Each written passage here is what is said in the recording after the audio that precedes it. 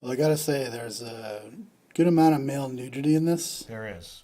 There's one breast in the movie, though. Yeah, I was looking You for got to that. look for it, though, because there's a dude's ass on the screen at the same time. So you kind of got to pick where you're going to look. I was expecting more female nudity. What's the deal? Here's the We're problem. comedians, We're not pornographers. Yeah, god damn it, we're not smut peddlers, for Christ's sakes. Here's the thing: horniness and laughing are two conflicting like thoughts in a person's head. We find it's hard to do like sexy and funny. Right. And penises are not very sexy to No, men and not women to- in yeah. reality. Speak for yourself. Craig's is very. You go down the female body part route, and suddenly guys are horny and nothing works. Yeah, Right. you're not laughing anymore. You're too focused on where the next breast is coming from. So there are digs at some of your movies, Green Hornet and Yes. Your Highness.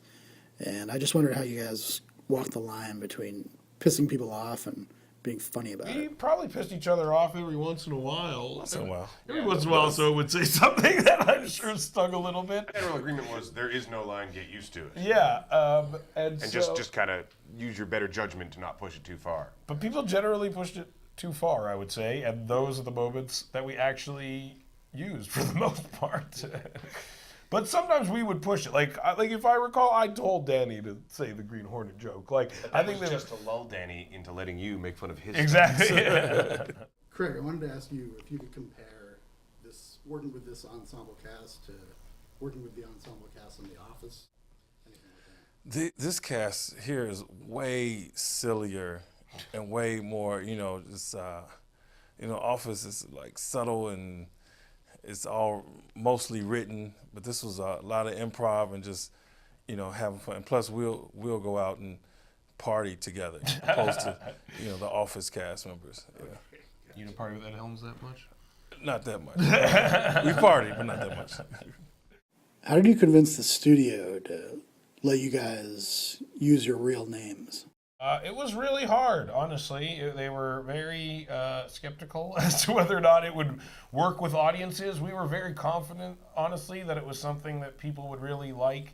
And over the years, we found that often the thing that the studio is most concerned about is generally the thing people like the most about the movie, which is nice. So we told them that we would shoot a version where we kind of cut around it and that we could kind of avoid that we were ourselves, which was a blatant lie that we used to get money.